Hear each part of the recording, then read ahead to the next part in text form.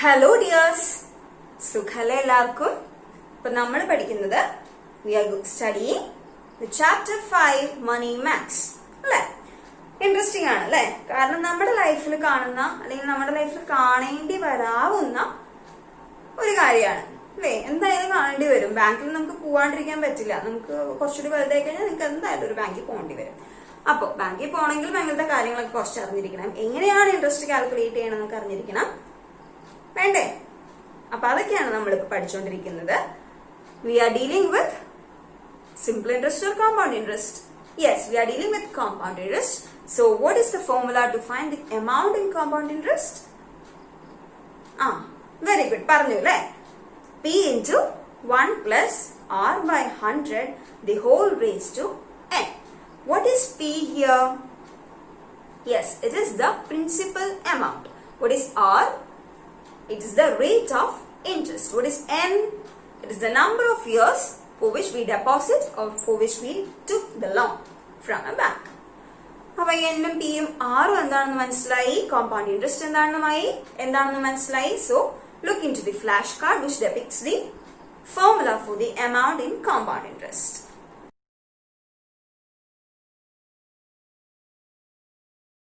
Equation കണ്ടല്ലോ, എല്ലാവരും എഴുതി വെച്ചിട്ടുണ്ടാവണം, ബോക്സിലാക്കി വെക്കണം. സോ നമുക്ക് നെക്സ്റ്റ് ക്വസ്റ്റ്യൻ കാണാം. ടീച്ചർ പറഞ്ഞു തരാം, അത് എഴുതിയെടുക്കും അല്ലെ? എഴുതിയെടുത്തോളൂ. Varun took a loan of 25,000 rupees from a bank which charges 11% interest compounded annually.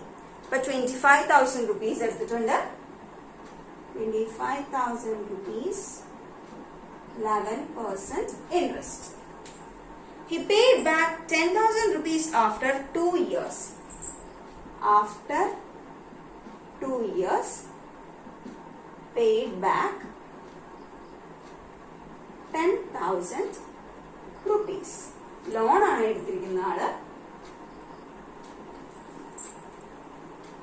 How much should he pay after 1 more year to settle down? അപ്പൊ ഇതിന് ശേഷം ആള് ഒരു വർഷത്തിന് ശേഷം എത്ര രൂപ അടയ്ക്കണം? ഈ ലോൺ ഒന്ന് ക്ലോസ് ചെയ്യാൻ അല്ലെങ്കിൽ സെറ്റിൽ ഡൗൺ ചെയ്യാനായിട്ട് എത്ര രൂപ അടയ്ക്കണം? 25,000 രൂപയുടെ ഒരു ലോൺ എടുത്തിട്ടുണ്ട്. 11% ഇൻട്രസ്റ്റിലാണ് ലോൺ എടുത്തിരിക്കുന്നത്. 2 വർഷം കഴിഞ്ഞപ്പോഴേക്കും ആളുകൾ കുറച്ച് കാശ് വന്നു. ആള് 10,000 രൂപ തിരിച്ചടച്ചു. അപ്പോഴും ബാക്കി എത്രയുണ്ട്? 10,000 പോയിട്ടുള്ളൂ. പിന്നെയും 15,000 മുതലേ തന്നെ കിടക്കുന്നുണ്ട്. അപ്പൊ ഇൻട്രസ്റ്റ് എന്തായാലും കൂട്ടിയിട്ടുണ്ട് ഇല്ലേ? കോമ്പൗണ്ടഡ് ആനുവലി ആയതുകൊണ്ട് നമുക്കറിയാം ഇച്ചിരി കൂടി ഇൻട്രസ്റ്റ് കൂടും. ആണേ, ഉറപ്പാണല്ലോ. അപ്പൊ കുറച്ചുകൂടി കൂടുതലുള്ള ഇൻട്രസ്റ്റും കൊടുക്കണം. നമ്മൾ ഈ കണ്ട 15,000 രൂപയും അതിനകത്ത് പെടും. പിന്നെ നമുക്ക് ചെയ്ത് നോക്കാം. എന്തെങ്കിലും ഐഡിയ ഉണ്ടോ?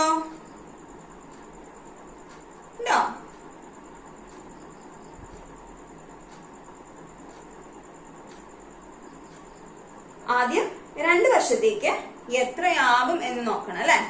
2 വർഷത്തേക്ക് ആൾക്ക് കോമ്പൗണ്ട് ഇൻട്രസ്റ്റിൽ എത്ര എമൗണ്ട് വരും എന്ന് നോക്കണം. Amount in compound interest. P into 1 plus R by 100 the whole raised to n. What is P here? 25,000 rupees. 25,000 rupees into 1 plus 11 by 100 the whole raised to 2. ഇതൊന്ന് നോക്കിക്കേ. 111 by 100 അല്ലെ? 25,000 into 111 by 100 into 111 by 100. ചെയ്ത് നോക്കാമോ?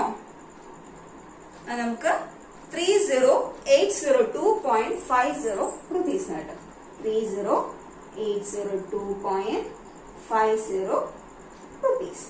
അപ്പൊ 2 വർഷത്തിന് ശേഷം ആള് 25,000 ആണ് എടുത്തിരുന്നതെങ്കിലും ആൾക്ക് അടക്കേണ്ടി വരുന്നത് 30,802 rupees ആണ്. മനസ്സിലായോ? അപ്പൊ നമ്മൾ ലോൺ എടുക്കുന്നത് ആക്ച്വലി നമ്മുടെ കയ്യിൽ ഒരുപാട് കാശ് പോവുക ചെയ്യാം.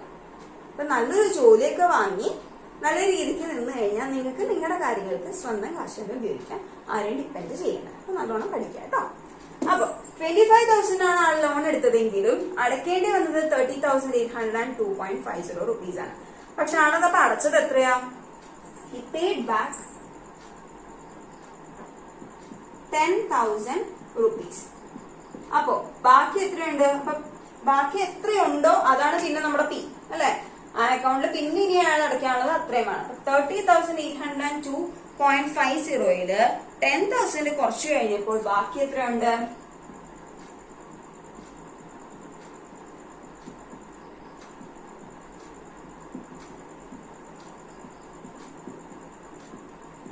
ഇതാണ് നമ്മുടെ പി. ഇനി എന്താ കണ്ടുപിടിച്ചിരിക്കണേ? ഇനി ഒരു വർഷം കൂടി ആളെടുക്കാൻ ഉദ്ദേശിച്ചിട്ടുള്ളൂ. ആ ഒരു വർഷം കൊണ്ട് എത്ര രൂപ അടച്ചാൽ ആൾക്ക് ഈ ലോൺ സെറ്റിൽ ചെയ്യാൻ സാധിക്കും. അപ്പോ ഈ ഒരു പീനെ ബേസ് ചെയ്തിട്ടുള്ള ഇൻട്രസ്റ്റ് കണ്ടാ പോരെ? അല്ല, എമൗണ്ട് കണ്ടാ പോരെ? ഇതേ ഫോർമുല വെച്ചിട്ട് പിക്ക് പകരം ഇതിട്ട് കൊടുത്താ പോരെ?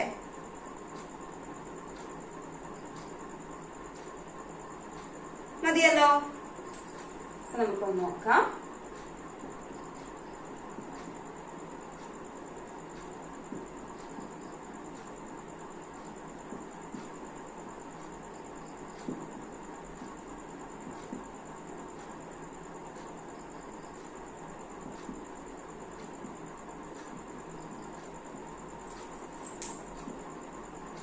raised to 1 ആണല്ലേ.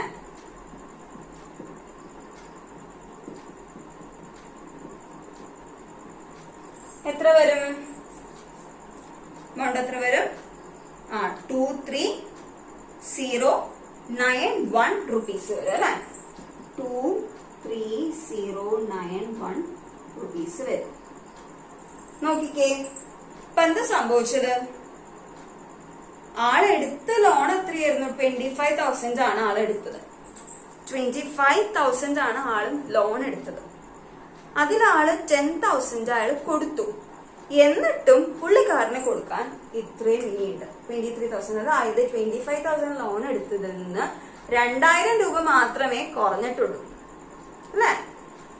ഇത്രേ എടുത്തുള്ളൂ, അയാൾക്ക് ഇത്ര ആക്ച്വലി കിട്ടിയുള്ളൂ. പക്ഷെ ഇനിയും അയാൾക്ക് 10,000 രൂപ കൊടുത്തതിന് ശേഷവും അയാൾക്ക് ഇത്രയും രൂപ കൊടുക്കാനുണ്ട്.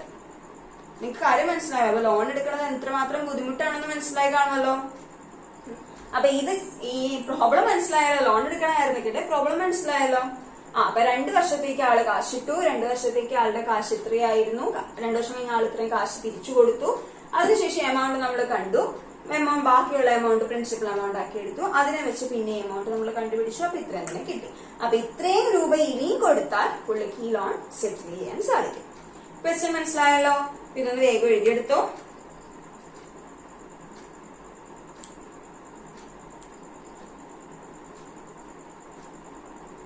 എഴുതിയെടുത്തോ. ഇനി ടീച്ചർ പറയാൻ പോകുന്നത് വേറൊരു കാര്യം. നെക്സ്റ്റ് ഒരു സെക്ഷൻ ആണ് ടീച്ചർ പറയാൻ പോകുന്നത്, ചേഞ്ചിങ് ടൈംസ്.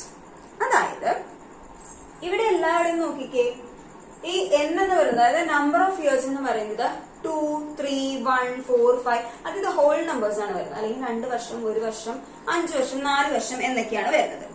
പക്ഷെ 6 മാസം, 3 മാസം, 4 മാസം, 9 മാസം, 8 മാസം എന്നൊക്കെ ഇങ്ങനെ വന്നു കഴിഞ്ഞാൽ എങ്ങനെ ചെയ്യും? അതായത് 2 വർഷം എന്ന് പറഞ്ഞു കഴിഞ്ഞാൽ എത്ര മാസം ഉണ്ട്? 24 months ഉണ്ട് അല്ലെ. അപ്പൊ അതേപോലെ ഒരു 6 മാസം കൂടുമ്പോഴാണ് ഈ ബാങ്ക് ഓരോ വർഷം കഴിയുമ്പോഴാണ് ഇവിടെ എന്താണ് പ്രിൻസിപ്പൽ എമൗണ്ടും ഇൻട്രസ്റ്റും ചേഞ്ച് ചെയ്യുന്നത്. പക്ഷെ ബാങ്ക് തീരുമാനിക്കുകയാണ് 6 മാസം കൂടുമ്പോൾ ഞങ്ങൾ ഇൻട്രസ്റ്റും പ്രിൻസിപ്പൽ എമൗണ്ട് ഇതേ പ്രൊസീജിയറിൽ റൊട്ടേറ്റ് ചെയ്തുകൊണ്ടിരിക്കാൻ പോവാണെന്ന് തീരുമാനിച്ചാൽ നമ്മൾ ഇതെങ്ങനെ ചെയ്യും? അതിനെ പറ്റിയാണ് നമ്മൾ പഠിക്കാൻ പോകുന്നത്. റെഡി ആണല്ലോ? അപ്പൊ ചേഞ്ചിങ് ടൈംസ് ആണ് നമ്മൾ പഠിക്കാൻ പോകുന്നത്. അപ്പൊ ഇനി ടീച്ചർ പറയാൻ പോകുന്നത് കുറച്ച് ഇമ്പോർട്ടന്റ് ആയിട്ടുള്ള ചേഞ്ചിങ് ടൈംസ്, അതായത് വർഷക്കണക്കല്ലാതെ കോമ്പൗണ്ടഡ് ആയിട്ട് ഇൻട്രസ്റ്റ് കോമ്പൗണ്ടഡ് ആയിട്ട് വരുന്നുണ്ടോ എന്നാണ് നോക്കാൻ പോകുന്നത്. അതിന്റെ ബേസിക് ആയിട്ടുള്ള 2 ടേംസ് ആണ് ടീച്ചർ പറയാൻ പോകുന്നത്. ശ്രദ്ധിച്ചിരുന്നോ? ഹാഫ് ഇയർലി കോമ്പൗണ്ടിങ്,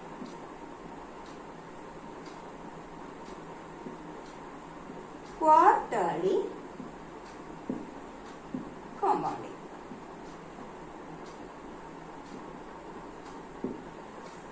ഒരു ഇയറിൽ എത്ര മാസം ഉണ്ട്? 1 year has 12 months അല്ലെ. അപ്പൊ ഹാഫ് ഇയർ എന്ന് പറഞ്ഞാൽ എന്താ? ഈ 12 monthsന്റെ പകുതി, അതായത് 6 months. 6 monthsലേക്കുള്ള സംഭവം. ഓക്കെ, ഇനി ക്വാർട്ടർലി എന്ന് പറഞ്ഞാൽ എന്താണ്? ഒരു വർഷത്തിലെ ക്വാർട്ടർ ഭാഗം, അതായത് 1/4 ഭാഗം. അപ്പൊ എത്ര മാസം ഉണ്ട് ഒരു വർഷത്തില്? 12 മാസം. 12 മാസത്തിന്റെ 1/4 എന്ന് പറഞ്ഞാൽ 12 into 1/4, that is 12 divided by 4, that is 3. അപ്പൊ 3 months. ഇതെന്താ ഉദ്ദേശിച്ചേക്കണത്? ഇയർലി കോമ്പൗണ്ടിങ് അല്ലെങ്കിൽ കോമ്പൗണ്ടിങ് ആനുവലി, കോമ്പൗണ്ടഡ് ആനുവലി എന്ന് പറഞ്ഞാൽ ഓരോ വർഷവും കഴിയും തോറുമാണ് ഈ പ്രിൻസിപ്പൽ എമൗണ്ട് മാറ്റുന്നതും ഇൻട്രസ്റ്റിന് ചേഞ്ച് വരുന്നതൊക്കെ ഓരോ 12 മാസത്തിന് ശേഷമാണ് ഈ ഒരു പ്രൊസീജിയർ ബാങ്കുകാർ ചെയ്യുക. പക്ഷെ ഹാഫ് ഇയർലി കോമ്പൗണ്ടിങ് എന്ന് പറഞ്ഞാൽ ഓരോ 6 മാസത്തിന് ശേഷവും ഇവർ ഈ പ്രൊസീജിയർ ചെയ്യും. പ്രിൻസിപ്പൽ മാറ്റും, ഇൻട്രസ്റ്റ് മാറും, അങ്ങനെ അങ്ങനെ ഓരോ 6 മാസത്തിന് ശേഷവും മാറും. ക്വാർട്ടർലി കോമ്പൗണ്ടിങ് എന്ന് പറഞ്ഞാൽ ഇറ്റ്സ് ബിഗ് പ്രോസസ്. ഒരു വർഷത്തിൽ തന്നെ 4 പ്രാവശ്യം ഇവർ മാറ്റും. അതായത് ഓരോ 3 മാസം കൂടുമ്പോഴും അവർ പ്രിൻസിപ്പൽ എമൗണ്ട് മാറ്റും, അങ്ങനെ ഇൻട്രസ്റ്റ് ചേഞ്ച് ചെയ്യും, അങ്ങനെ അങ്ങനെ അങ്ങനെ അങ്ങനെ. അപ്പൊ ഇത് രണ്ടുമാണ് മെയിൻ ആയിട്ടുള്ള കൺസെപ്റ്റുകൾ. അപ്പൊ ഒരു വർഷത്തില് എത്ര ക്വാർട്ടർ ഉണ്ട്? 4 ക്വാർട്ടർ ഉണ്ട്. ഒരു വർഷത്തിൽ എത്ര ഹാഫ് ഇയേഴ്സ് ഉണ്ട്? 2 എണ്ണം ഉണ്ട് അല്ലെ? 2 വർഷത്തിൽ എത്ര ഹാഫ് ഇയർ ഉണ്ട്? 4 എണ്ണം ഉണ്ട്. 2 വർഷത്തിൽ എത്ര ക്വാർട്ടർ ഉണ്ട്? 8 എണ്ണം ഉണ്ട്. അപ്പൊ ഇതൊക്കെ ഒന്ന് മനസ്സിലാക്കാൻ ടീച്ചർ ഒരു ചാർട്ട് കാണിച്ചിട്ടേ. Let's look into the chart.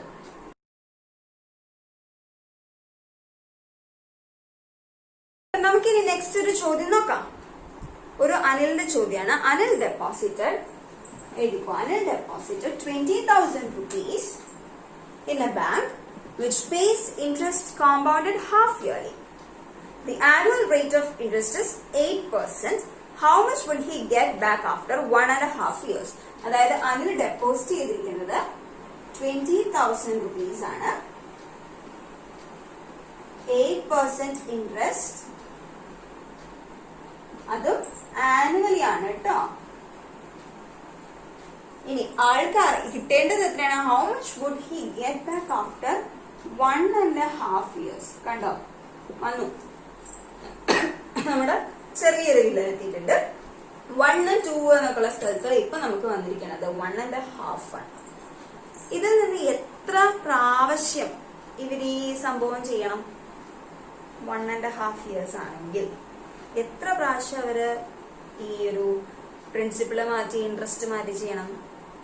3 പ്രാവശ്യം ചെയ്യണം. കാരണം 1.5 years എന്ന് പറഞ്ഞാൽ 3 ഹാഫ് കൂടുമ്പോഴാണ് അല്ലെ? 1.5, അര പ്ലസ് അര പ്ലസ് അര. നമ്മൾ ആ ചാർട്ട് കണ്ടില്ലേ? അപ്പൊ അതിന് 3 ഹാഫുകളുണ്ട്. അപ്പൊ നമുക്ക് 3 പ്രാവശ്യം ഈ പ്രൊസീജിയർ ചെയ്യേണ്ടി വരും. ഇനി ഇവിടെ നോക്കിക്കേ, 6 തന്നിരിക്കുന്ന ആനുവലി ഇൻട്രസ്റ്റ് ആണ്. പക്ഷെ ആനുവലി ഇൻട്രസ്റ്റ് ആണെങ്കിൽ അതൊരു വർഷത്തേക്കുള്ള റേറ്റ് ഓഫ് ഇൻട്രസ്റ്റ് ആണ്. അപ്പൊ നമുക്ക് വേണ്ടത് ഹാഫ് ഇയറിലേക്കുള്ള റേറ്റ് ഓഫ് ഇൻട്രസ്റ്റ് ആണ്. That will be 8 divided by 2, that will be 4. അപ്പൊ ആദ്യം അതാണ് ചെയ്യേണ്ടത്. അപ്പൊ റേറ്റ് ഓഫ് ഇൻട്രസ്റ്റ് എന്താണ് ഇവിടെ? 4% ആണ്. 8 അല്ല, 4% ആണ്. അതേപോലെ there are 3 halves in 1.5 year അല്ലെ? 3 halves in 1.5 year. അപ്പൊ ഇനി ഓരോ 6 മാസം കൂടുമ്പോഴാണ് ഇവർ ഇനി പ്രിൻസിപ്പളും ഇൻട്രസ്റ്റും ഒക്കെ മാറ്റാൻ പോകുന്നത്. അപ്പൊ റെഡി? അപ്പൊ ഇനി നമ്മൾ ഈ 1 ഇയറിലേക്ക് ചെയ്യുന്നത് നമ്മൾ first half year, second half year അങ്ങനെ പറഞ്ഞെടുക്കണം. അത്ര വ്യത്യാസമുള്ളൂ. ഫസ്റ്റ് ഹാഫ് ഇയർ എത്രയായിരിക്കും? T 20,000 R 4 എന്ന് പറയുന്നത് എന്താണ്? 1 ആണ് കേട്ടോ. അപ്പൊ നോക്കിയാലോ, I എന്തായിരിക്കും? 20,000 into 4/100 into 1, 800 rupees. In second half year അപ്പൊ P എന്തായിരിക്കും? 20,000 കൂടെ 800 കൂട്ടി ചേർക്കണം. ആറോ 4% തന്നെയായിരിക്കും. അയ്യോ, പ്രിൻസിപ്പൽ എന്തായിരിക്കും? 20,800 rupees ആയിരിക്കും. 4 divided by 100 എന്ത് വരും? ഒന്ന് നോക്കിക്കേ, 832 വന്നു. അതായത് ഇൻട്രസ്റ്റ് കൂടി. ഇനി തേർഡ് ഹാഫ് ഇയർ P എന്താണ്? 20,800 832 കൂടി കൂട്ടി 21,632 rupees റുപ്പീസ് വന്നു. R എന്താണ്? 4 തന്നെയാണ്. അപ്പൊ I എങ്ങനെ കണ്ടുപിടിക്കും? 21,632 into 4/100 ചെയ്ത് നോക്കിക്കേ. 865.28 റുപ്പീസ്. ചെയ്യാൻ നിങ്ങൾക്ക് കുറച്ച് സമയം എടുക്കുന്ന ടീച്ചർക്ക് അറിയാം. അപ്പൊ സമയം ലാഗ് ചെയ്യാതിരിക്കാൻ വേണ്ടിയാണ് ടീച്ചർക്ക് ഇങ്ങനെ ചെയ്യണത്. പക്ഷെ ഇതൊക്കെ ചെയ്ത് നോക്കണം കേട്ടോ. ഇനി ഇൻട്രസ്റ്റ് കിട്ടി, തേർഡ് ഇയറിന്റെയും ഇൻട്രസ്റ്റ് കിട്ടി. ഇയാൾക്ക് ഈ തേർഡ് ഹാഫ് ഇയർ കഴിയുമ്പോൾ എത്ര കിട്ടും എന്നുള്ളത് എങ്ങനെ അറിയാൻ പറ്റും? Amount he gets. ഈ പ്രിൻസിപ്പൽ എമൗണ്ട് പ്ലസ് നമ്മുടെ ഇൻട്രസ്റ്റ് ആണല്ലോ. ഇങ്ങനെ തന്നെ അല്ലേ? 7, 9 2 2 14 ചെറിയൊരു തെറ്റുണ്ട്. 22,497.28 റുപ്പീസ് ആണ് ആൾക്ക് കിട്ടുക. ഓക്കെ, അപ്പൊ ഇത് മനസ്സിലായല്ലോ. ഇനി ഇൻട്രസ്റ്റ് ആനുവലി ആണ് തരുന്നതെങ്കിൽ അതിനെ നമ്മൾ വെട്ടിക്കുറച്ച് 4 ആക്കും. അതേസമയം എത്ര ഹാഫ് ഉണ്ടെന്ന് അല്ലെങ്കിൽ എത്ര ക്വാർട്ടർ ഉണ്ടെന്നാണ് നമ്മൾ നോക്കുക. ക്വാർട്ടർ നോക്കിക്കഴിഞ്ഞാൽ മക്കള് നിങ്ങൾ കഷ്ടപ്പെടും. അപ്പൊ ഹാഫ് വെച്ചാണെങ്കിൽ ഹാഫ് നോക്കിയാൽ മതി. ഓക്കെ, അപ്പൊ ഇതിൽ തന്നെ ക്വാർട്ടർ നോക്കിയാൽ എന്താവും? ഇതിന്റെ ഡബിൾ ഉണ്ടാവും, 6 ക്വാർട്ടേഴ്സ് ഉണ്ടാവും അല്ലെ? അപ്പൊ ഇവിടെ അത് വേണ്ട, ഹാഫ് എടുത്താൽ 3 ടൈംസ് നമ്മൾ ചെയ്ത് കഴിഞ്ഞാൽ ശരിയാവും. ക്വാർട്ടർ എടുക്കുകയാണെങ്കിൽ ഒരു കാര്യം കൂടി ചെയ്യണം. ഹാഫ് ഇയർലി ആക്കുമ്പോൾ നമുക്ക് 4 ആണ് കിട്ടിയത് റേറ്റ് ഓഫ് ഇൻട്രസ്റ്റ്. ക്വാർട്ടർലി ആക്കുമ്പോൾ 2 ആയി. അതിനെയും കൂടി നമ്മൾ കുറയ്ക്കേണ്ടി വരും. അപ്പൊ ഇത് മനസ്സിലായല്ലോ. ഇത് വേഗം എഴുതിയെടുത്തോ. ടീച്ചറുടെ ആപ്ലിക്കേഷൻ ലെവലിൽ ഒരു ചോദ്യം തരാം. Get ready. അപ്പൊ ഇത് ചെയ്യാൻ ഇത്തിരി ബുദ്ധിമുട്ടുണ്ടെന്ന് നിങ്ങൾക്ക് തോന്നണ്ടാവും അല്ലെ? ഇപ്പൊ നോക്കിക്കേ, നിങ്ങളുടെ ഇപ്പോഴത്തെ ചോദ്യത്തില് ഇൻട്രസ്റ്റിംഗ് കോമ്പൗണ്ടഡ് ക്വാർട്ടർലി എന്നാണ് തന്നിരിക്കുന്നത് അല്ലെ? ഹാഫ് ഇയർലി തന്നപ്പോ നമുക്ക് എളുപ്പത്തിൽ ഒരു 3 പ്രാവശ്യം ചെയ്ത് കഴിയുമ്പോഴത്തേക്കും സാധനം കിട്ടി. ക്വാർട്ടർലി തന്നു കഴിഞ്ഞാൽ 6 പ്രാവശ്യം ചെയ്യേണ്ടി വരും അല്ലെ? 1.5 ഇയേഴ്സ് ആണ്. അപ്പൊ അതിൽ എത്ര ക്വാർട്ടർ ഉണ്ട്? 6 ക്വാർട്ടേഴ്സ് ഉണ്ട്. അപ്പൊ 6 പ്രാവശ്യം നമ്മൾ ചെയ്യേണ്ടി വരും. കാൽക്കുലേഷൻ മിസ്റ്റേക്സ് നല്ലോണം വരാം. അപ്പൊ നമ്മൾ അതിനൊരു ഫോർമുലയിലേക്ക് എത്തിക്കുകയാണ്. നമ്മുടെ സാധാരണ ഫോർമുല എന്താണ്? Amount in CP P into 1 plus R by 100 the whole raised to n. ഇവിടെ in rate of interest annually ആണ് തന്നിരിക്കുന്നത്. അതിനെ ക്വാർട്ടർലി ആക്കണമെങ്കിൽ എന്ത് ചെയ്യും? അപ്പൊ 8% ആണ് ആനുവലി തന്നിരിക്കുന്നത്. അപ്പൊ ക്വാർട്ടർലി എന്തായിരിക്കും? 8ന്റെ 1/4, അതായത് 8 into 1/4 that is 8/4 that is 2. അപ്പൊ ഇവിടെ നമുക്ക് വരുന്ന റേറ്റ് ഓഫ് ഇൻട്രസ്റ്റ് എന്ന് പറയുന്നത് 2 ആണ്. ഇവിടെ നമുക്ക് 2 ഇട്ട് കൊടുക്കാം. പക്ഷെ n ഒരു പ്രശ്നക്കാരനാണ് അല്ലെ? അതായത് n നമ്മൾ പഠിച്ചിരിക്കുന്നത് നമ്പർ ഓഫ് ഇയേഴ്സ് എന്നാണ്. അതായത് number of times the principal amount and the interest is being calculated by the bank. അതാണ് ആ n എന്നുള്ളത്. നമ്പർ ഓഫ് ടൈംസ് ആണ്. നമ്മൾ ആദ്യമേ നമ്മൾ നമ്പർ ഓഫ് ഇയേഴ്സ് പഠിക്കുന്നത് എന്താണെന്ന് വെച്ച് കഴിഞ്ഞാൽ ചെറുതിലേ തുടങ്ങി ഒരു ബേസ് എന്നുള്ള രീതിക്കാണ് നമ്പർ ഓഫ് ഇയേഴ്സ് പഠിച്ചു വരുന്നത്. പക്ഷെ actually it is the number of times by which the bank calculates the different principal amount and the interest. ഇതാണ് സംഭവം. നമ്പർ ഓഫ് ടൈംസ് ആണ് സംഭവം. അപ്പൊ ഇവിടെ നമ്മൾ എത്ര പ്രാവശ്യം ചെയ്യേണ്ടി വരും? 1.5 ഇയേഴ്സിന്റെ ഇൻട്രസ്റ്റ് കോമ്പൗണ്ടഡ് ക്വാർട്ടർലി ചെയ്യണമെങ്കിൽ നമ്മൾ എത്ര പ്രാവശ്യം ചെയ്യേണ്ടി വരും? അതായത് 1.5 വർഷത്തിൽ എത്ര ക്വാർട്ടറുകൾ ഉണ്ടെന്ന് നോക്കാം. That is we have 6 quarters അല്ലെ? 1.5 വർഷത്തില് 6 ക്വാർട്ടേഴ്സ് ആണ്. അര വർഷത്തില് 2 ക്വാർട്ടർ, 1.5 വർഷത്തില് 3.5 വർഷം. അപ്പൊ ഓരോ എല്ലാം കൂടി കൂട്ടി കഴിഞ്ഞാൽ 6 ക്വാർട്ടറുകൾ ഉണ്ട്. നമുക്കിപ്പോ 6 പ്രാവശ്യം ചെയ്താലാണ് ഈ ആൾക്ക് 1.5 വർഷത്തിന് ശേഷം എത്ര രൂപ കിട്ടും എന്ന് നമുക്ക് മനസ്സിലാവുള്ളൂ. അപ്പൊ എത്ര പ്രാവശ്യം? That is number of times 6. So the n is the number of times actually. Number of times ആണ്. അപ്പൊ അത് ഇവിടെ എന്താണ്? 6 ആണ്. ഇനി ഈ ഇക്വേഷനിലേക്ക് ഒന്ന് സബ്സ്റ്റിറ്റ്യൂട്ട് ചെയ്ത് കൊടുത്തേ. P നമുക്കറിയാം 20%. ആദ്യത്തെ എമൗണ്ട് ആണ്. 1 plus 2 ആണ്. 2 വരാൻ കാരണം ഇൻട്രസ്റ്റിംഗ് ആനുവലി ആണ് 8. അപ്പൊ ക്വാർട്ടർലി എന്തായിരിക്കും? 8ന്റെ 1/4 that is 2. 2/100 the whole raised to n എന്തായിരിക്കും? Yes, n will be 6. That is the number of times ആണ് നമ്മൾ n എന്ന് വെച്ച് ഉദ്ദേശിക്കുന്നത്. അപ്പൊ n is 6. ഇനി നിങ്ങൾക്ക് സാധാരണ പോലെ ചെയ്യാലോ. 102/100 the whole raised to 6. ഇനി ഇതെങ്ങനെ ചെയ്യും?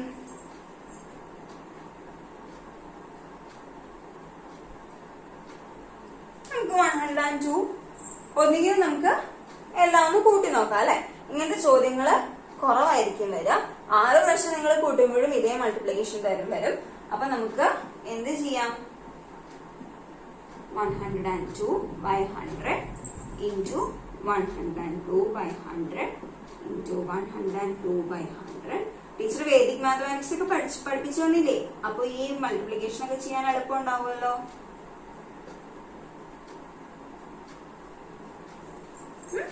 6 times നമ്മൾ ചെയ്തു. അപ്പൊ നമുക്ക് കിട്ടേണ്ടത് 22,523.24 ആണ്. 22,523.4 rupees ആണ്. അതായത് 22,524 വരോ 3 വരോ? യെസ്, 40 പൈസയാണ് ഇവിടെ. അതായത് 50 പൈസ ചെറുതാണ്. അപ്പൊ 40 പൈസ നമുക്ക് നഷ്ടം. ഓക്കെ, 22,523 ഇതാണ് വരും. ഇത് നിങ്ങൾ 6 പ്രാവശ്യം കൂട്ടി ചെയ്ത് നോക്കുവാണെങ്കിൽ ഇത് തന്നെ വരത്തും. ഓക്കെ ആണോ? സെറ്റ്. സോ ഇന്ന് നമ്മൾ പഠിച്ചത് ചേഞ്ചിങ് ടൈംസ് ആണ്. അതായത് ഇയർലി കണക്കല്ലാതെ ക്വാർട്ടർലി, ആനുവലി എന്നുള്ള കണക്കുകൾ നമുക്ക് വന്നു ചേരാം. അത് എങ്ങനെ ഹാൻഡിൽ ചെയ്യുന്നതാണ് നമ്മൾ നോക്കിയത്. എന്ന് പറയുന്നത് നമ്പർ ഓഫ് ടൈംസ് ആണ് കേട്ടോ. പിന്നെ ഒരു ഹോംവർക്ക് തന്നാൽ ചെയ്യുമല്ലോ. അപ്പൊ നമുക്ക് ഹോംവർക്ക് ക്വസ്റ്റ്യൻ നോക്കാം.